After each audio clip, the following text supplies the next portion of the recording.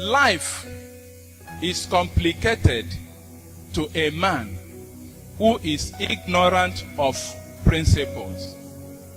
The principles are designed to make life very simple. Principles protect. Principles preserve a product. In this case, the product is your family. If you are unable to preserve and protect your family, you are destroying it. That's principle. Principle is no respecter of any person.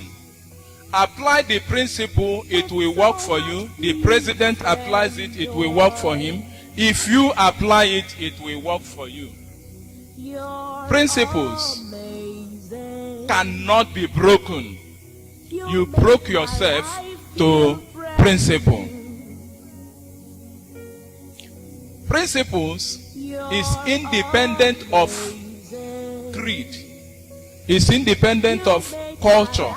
It's independent of race. It doesn't respect race. It doesn't respect creed.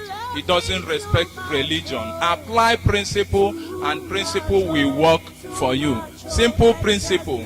Pay your tithe and God will prosper your business.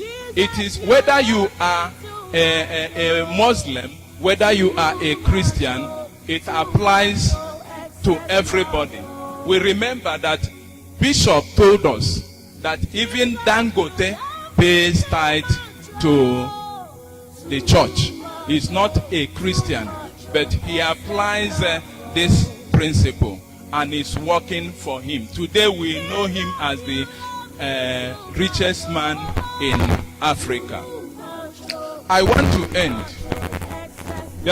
to end with a short story, and that story was told by one of our pastors then.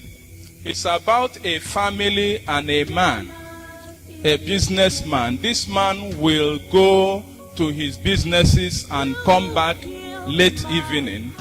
He will take his bath, eat his food, change to casual wears, and he will leave the house.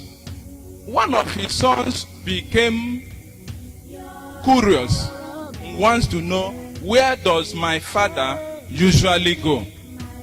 And so one of the days, the man left and he followed him. The man got into a hotel. It's not a very far distance. Got into a usual hotel. The boy followed him. He entered. The boy stood outside watching him. As soon as he seated, they served him his usual drinks. He took some beers, then took a girl inside the room, and when he is through, he headed home, and the son followed him.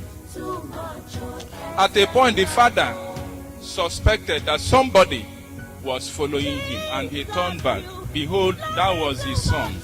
And he asked him, "Son, what are you doing here?" He said, "Father, I have been following you." "Father, will you want me to follow your footsteps?" I want you to know that your children, your family, they are watching you. What they learn from you is more than what you teach them. Can you, as a father, be referred by your family as a reference point?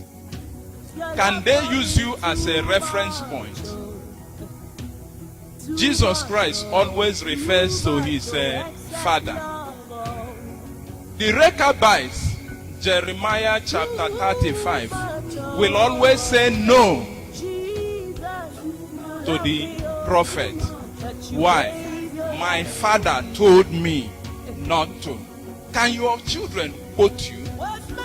Can your wife quote you and say, "No, I cannot do it because my father told me not to do it"?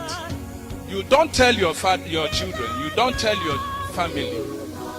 They watch you, and what you do determines what they will be in future.